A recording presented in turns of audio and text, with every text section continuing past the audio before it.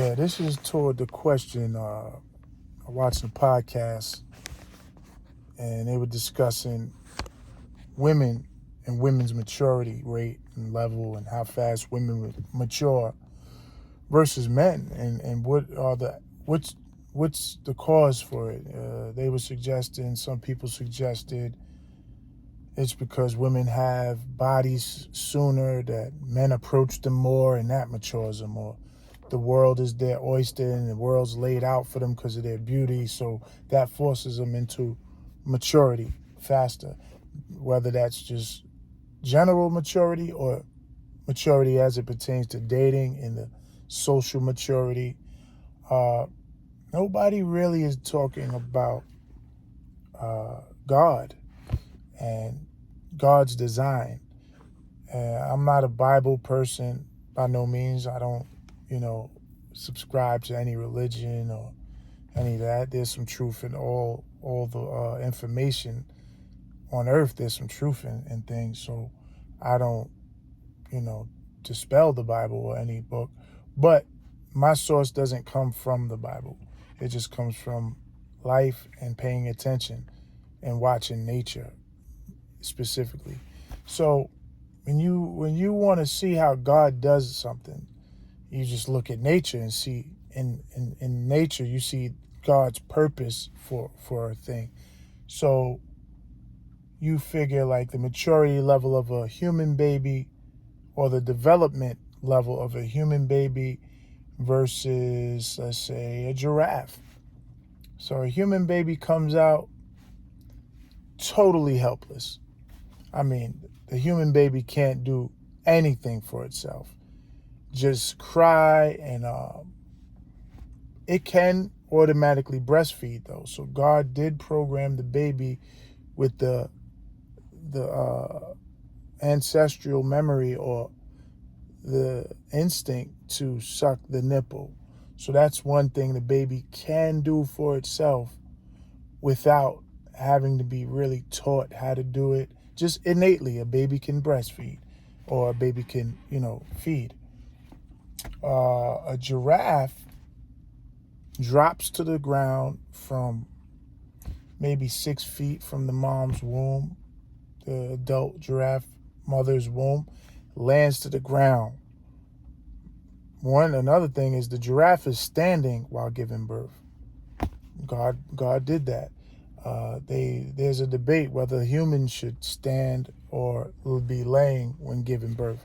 That laying down giving birth goes against gravity and goes against our natural instincts.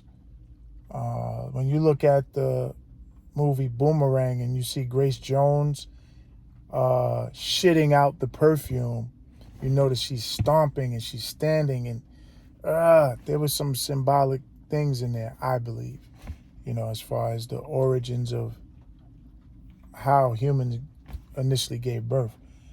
So, with the giraffe, back to the giraffe, and I'm just going into God's programming and noticing it and recognizing it.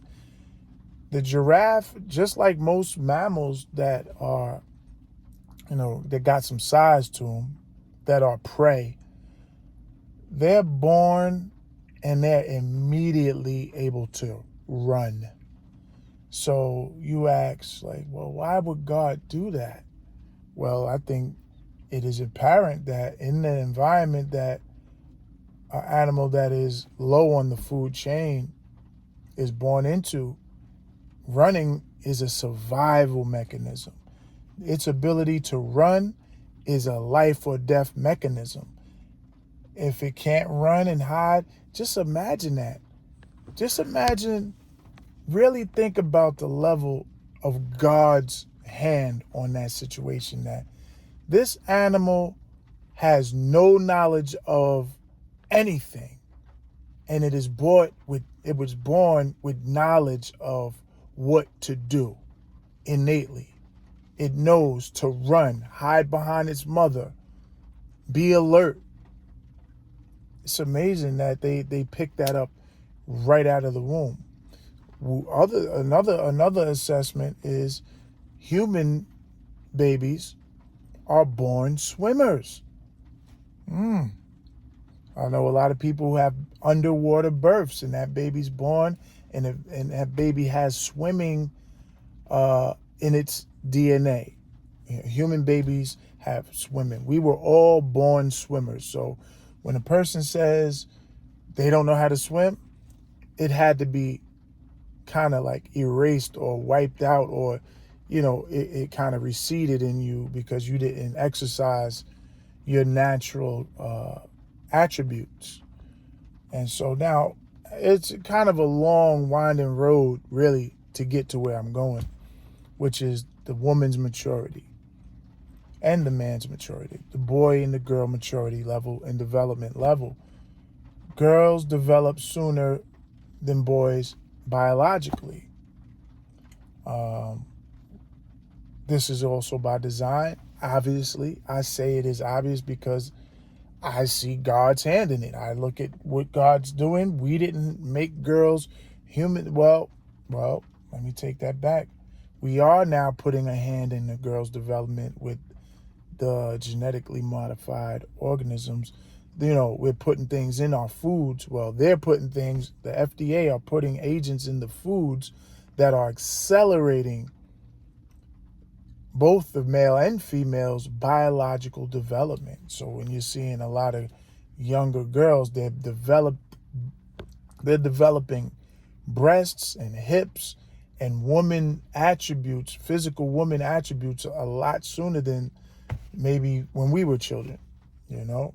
And the young boys are, looking a lot like men sooner. And then they're tweaking it around too. So there's hormonal off balances with the, you know, the female child who is strong in testosterone and the male child who is strong in estrogen. So these are hormonal uh, attributes that contribute to our maleness or our femaleness.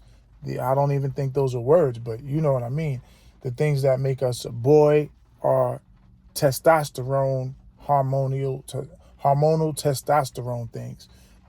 Attributes that make girls girls are hormonal driven things through the estrogen. So if a boy is heavy in estrogen, he is going to have some female attributes or some feminine attributes. And same for the opposite for the female.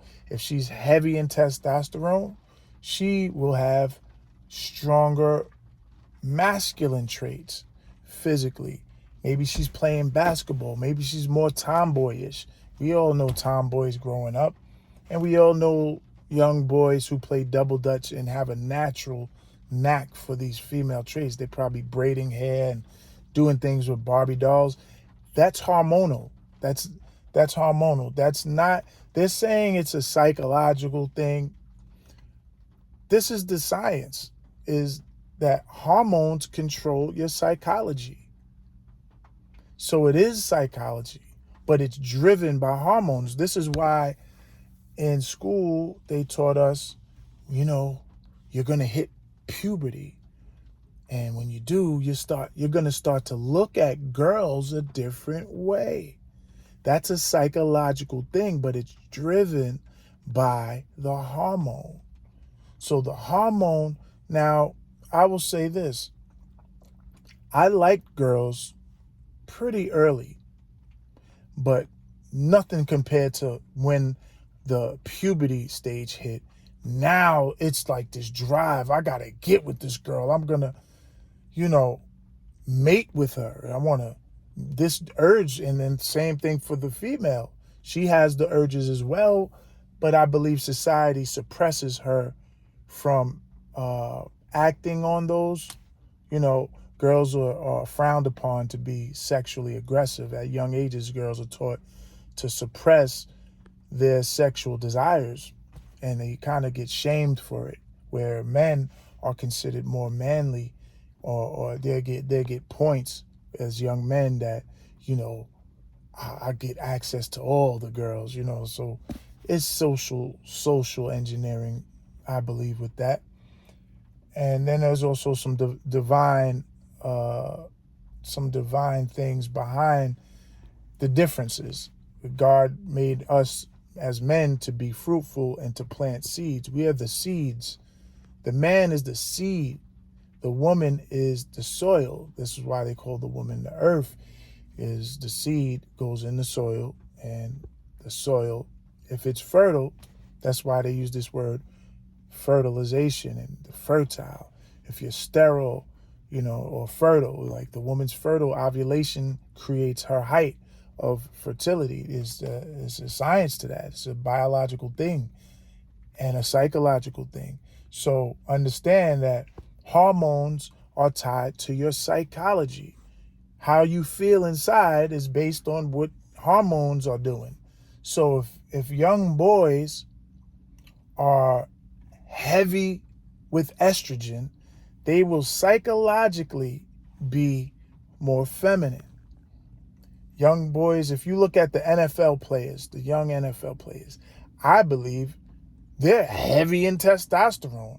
Although both men and women have both hormones, men having obviously more testosterone naturally than the women do. But if you look at the NFL guys, these young men are fucking heavy in testosterone. They're like warriors. You see these men, granted they're working out and things, but these men are 20 years old, fully bearded, fucking big as hell. And then you hear them talk, these are almost teenagers and they sound 50, 40, 35 years old. So, this testosterone in them, now are they taking human growth hormones and, testosterone shots? These are things that man has intervened to do. And so, we're talking about the tall side of it, the in-depth parts of the psychology of the male and the female, which is tied to both social science and biological science. So those you can't ignore. Society has created a psyche for both male and female. They said, women, you are to play with these Barbie dolls young. They started developing our ideas of our identities very young. That's why the LGBT now, they tweaking it around in a way that can cause confusion, which is one of the greatest attributes that Satan uses, to create confusion and, indecisiveness. God is just very black and white. This is what it is. This is what it ain't. The devil, more flexible. What do they call it now? Fluid. You could be fluid and go this way and as humans, another great attribute we have is our adaptability. The fact that we are a little fluid as far as our intelligence and our ingenuity, our skills to hone our tools into shaping our environments and changing how we may go about feeding or socializing or doing recreational things. We got roller coasters, we got farms, we're farming food, we're growing foods, we're taking seeds out of the foods that we don't desire to have seeds in it. There's seedless grapes, seedless watermelons. They're now creating poultry in labs. Man is doing a lot. And so that is just the gift and the curse of our free will and our intelligence level, that we have divine intelligence and divine creativity that is given to us from the Most High. This is the way you can trace that we are people of God. Although all creatures are created by God, we are divine vessels. And I can prove it, our ability to have free will is one of the traits that separate us from everything that lives on the planet, that is prisoner to its instincts. So when you see, for example, a lioness mating with a male lion, prior to the mating, let's say she had some children from a prior lion. This male lion kills her offspring to mate with her. in order to have a more successful chance for his DNA to be the dominant amongst the population.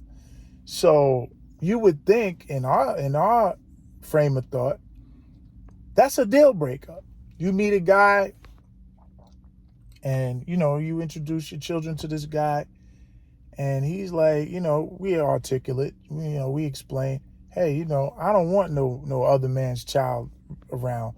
That's going to lower my chances of surviving with my offspring in the future. So I'm killing your kids. He kills the kids. The woman's not laying with that man, but the lioness will. The female lion still mates with the male lion who just killed her kids, her cubs. That's instinct. Of course, protection is an instinct too, but her instinct to procreate evidently trumps her instinct to protect, because the way I see it is death is imminent. Death is gonna happen. So I believe the way the scales get balanced out and in favor of life and population is survival can be looked at as reproduction being the way to survive your genes, because death is going to happen. That's why having children is important, and that's why I believe, this is a little spinoff, I believe this LGBT agenda, spearheading it into the minority population, is a device to stagger our reproduction numbers, because reproduction can only happen with male and female.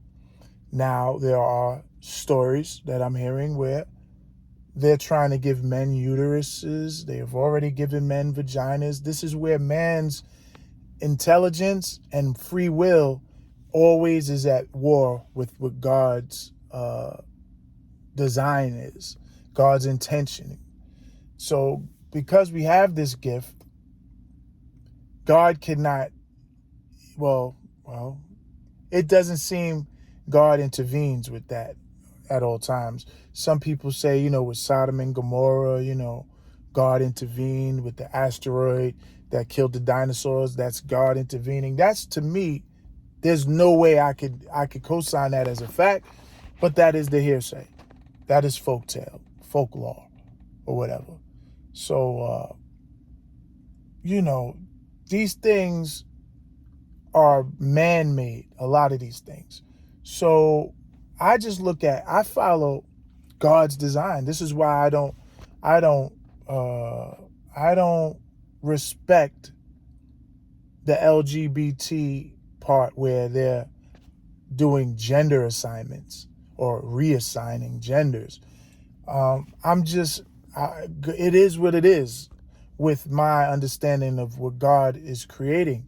When God creates you, now there's refinement, don't get me wrong. Like, say you was born, you have a fat gene. Some people have fat genetics and you're just going to be fat. That's just how it is. You're going to eat like a normal child, but it's going to stick on you. Some metabolisms are burning calories faster. Yours may be slower to where when you eat, you blow up. That's genetic. I learned that in science in IS 27 by a science teacher named Mr. Brown. If anybody remembers Mr. Brown, he doubled down as a rec center coordinator in PS 18. He was a biracial man.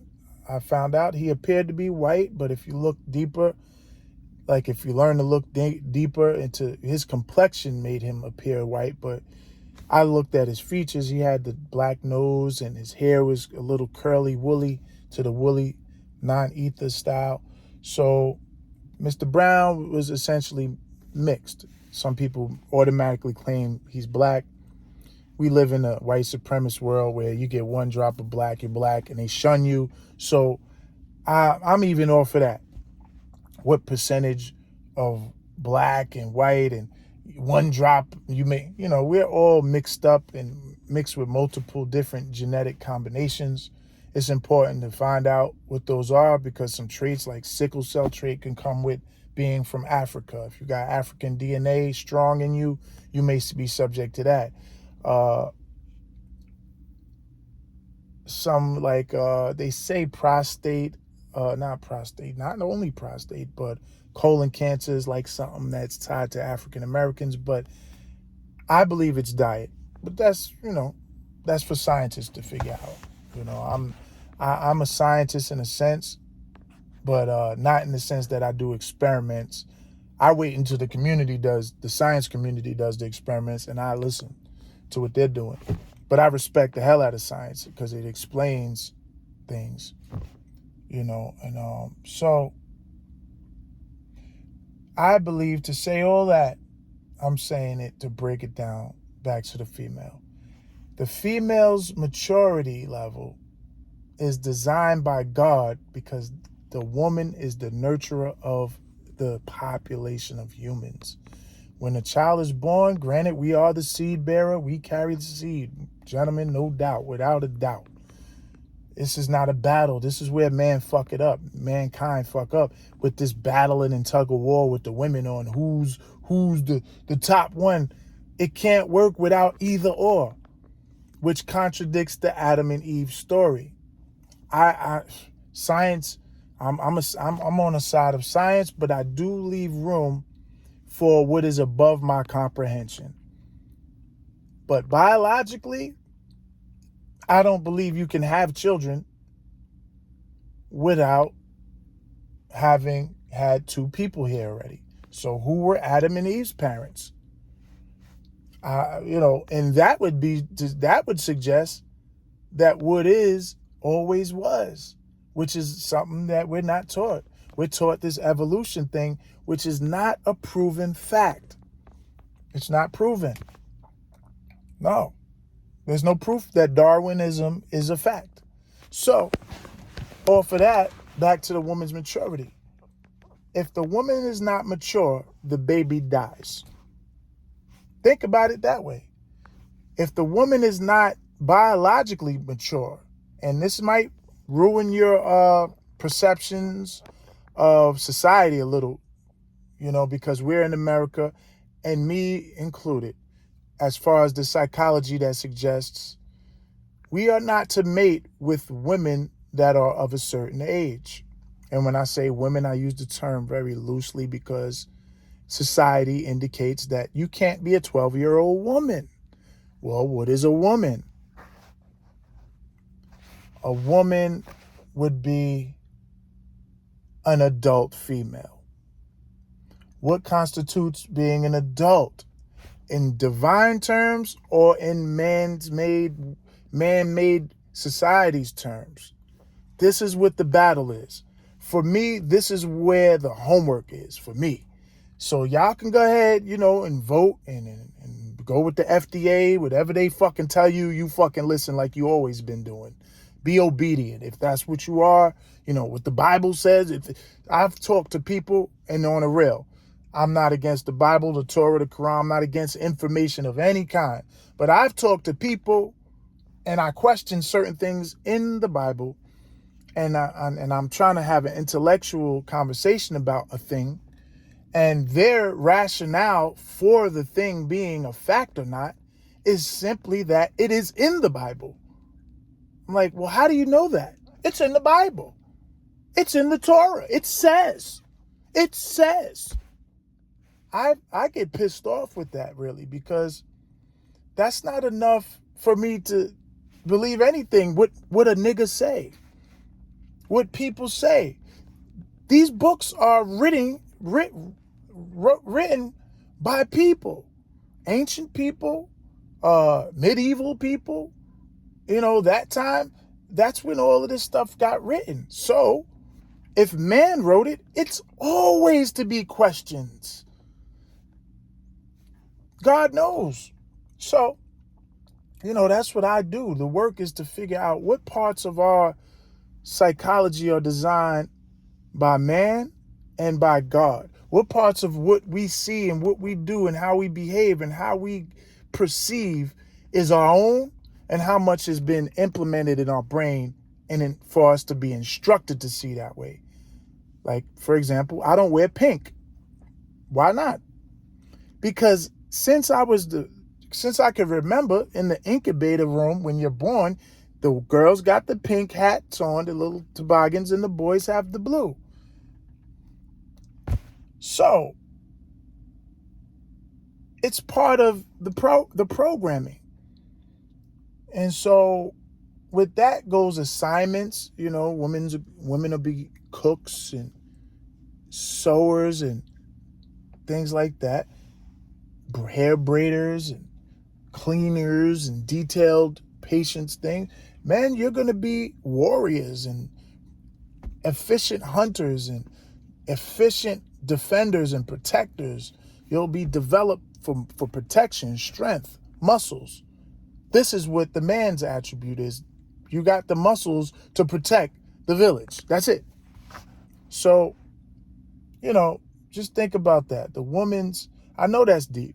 It's because it is deep. It ain't something you could just gloss over real quick maybe if you're younger, if you're lazy minded, whatever, or if you don't got nobody around you that's sharpening your understanding, yeah, you could get it from the club. The club is new. Women been more mature than men.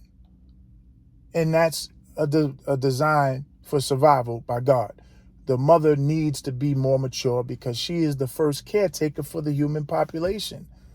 The direct caretaker, nurturing, feeding, making sure you have what you need, assessing things at the home front while we're out in the field protecting and providing and hunting to bring back the food that the woman will prepare, because she is our dietary specialist. She feeds us and knows the minerals. The woman is mostly the herbalist, the what do you call it?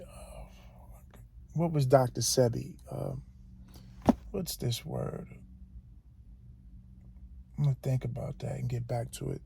But the women are usually that. There are men that do it too, but usually that was the woman, the witch doctor. Witch, scared. They try to throw us off. The witch doctor just knew her shit. That's all. She knew about the herbs and spices and medicines and all of that. They went to this same witch doctor. In later times, they called her Big Mama. Go over to Mabel's. Mabel gonna tell you how to, Junior's sick. Now go on, fetch Mabel and tell her come on down in here to come tend to Junior. They don't want the doctor. They want Big Mama because she knows. The prescription medicines got the shit in it that we already knew from the minerals and herbs. But, marinate on that. Go, you do your research, really, if you care to do it. But, yeah, women being more mature, that's God's work. That's survival. If your mom ain't mature, you probably going to die. That's how real maturity is. How many teen parents are caught up in the world of teen parenting? You ain't mature. Your kid is subject to fail. You subjecting them to the cold, you ain't even bundling your kid up right. Did you give him some vitamin C? What are you cooking your child? They eating oodles and noodles, ramen noodles every day, sodium heavy diets. You're giving them fucking strokes when they 30.